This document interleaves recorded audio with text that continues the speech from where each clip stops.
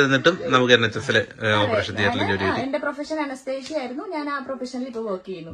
പറഞ്ഞാൽ എല്ലാവർക്കും ഒരു ധാരണയുണ്ട് നഴ്സിംഗ് പ്രൊഫഷൻ മാത്രമാണ്. നമുക്ക് അങ്ങനെയല്ല, എല്ലാ പ്രൊഫഷനിലും നമുക്ക് വേക്കൻസീസ് ഉണ്ട്. ഹോസ്പിറ്റലിൽ തന്നെ HR ആയാലും എല്ലാ മേഖലയിലും ഇഷ്ടംപോലെ വേക്കൻസീസ് ഉണ്ട്.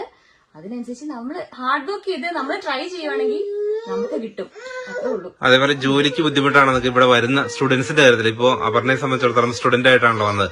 അപ്പൊ നമ്മൾ ട്രൈ ചെയ്ത് കഴിഞ്ഞാൽ ജോലി കിട്ടും. ഇപ്പൊ പല സ്റ്റുഡൻസും ഇപ്പൊ ജോലി കണ്ടെത്താനൊന്നും ശ്രമിക്കാതെ ഇവിടെ ജോലിയില്ല, അതുപോലെ തന്നെ വലിയ ബുദ്ധിമുട്ടാണെന്നൊക്കെ പറയാറുണ്ട്. ശരിക്കും ഹാർഡ് വർക്ക് ചെയ്യാൻ തയ്യാറുള്ളവരാണ് ഏത് ജോലിയും ചെയ്യാൻ തയ്യാറാണെങ്കിൽ. ഞാൻ സ്റ്റുഡന്റ് ആയിട്ട് വന്നപ്പോഴും എനിക്കധികം ഈ പറഞ്ഞ പോലെ എന്തോ ഭാഗ്യത്തിന് എനിക്ക് സ്ട്രഗിൾ ചെയ്യേണ്ടി വന്നില്ല. ഞാൻ ആക്ച്വലി ഒരു സോളിസിറ്റർ ഫേമിലാണ് വർക്ക് ചെയ്തുകൊണ്ടിരുന്നത്. അപ്പം ഈ പറഞ്ഞ പോലെ സ്റ്റുഡന്റ് ടൈം ആയതുകൊണ്ട് 20 hours ആണ് വർക്ക് ചെയ്യാൻ പറ്റുള്ളൂ. അപ്പം അങ്ങനെയുള്ള ആ 2-3 ഡേയ്സിൽ ഞാൻ സോളിസിറ്റേഴ്സ് ഫേമിൽ പോയി വർക്ക് ചെയ്യുമായിരുന്നു. അതുകൊണ്ട് തന്നെ എനിക്ക് അവിടുത്തെ ഈ പറഞ്ഞ പോലെ ഒത്തിരി കാര്യങ്ങൾ, എനിക്ക് പുതിയ ഒത്തിരി നോളജ് ഉണ്ട്. ഇപ്പൊ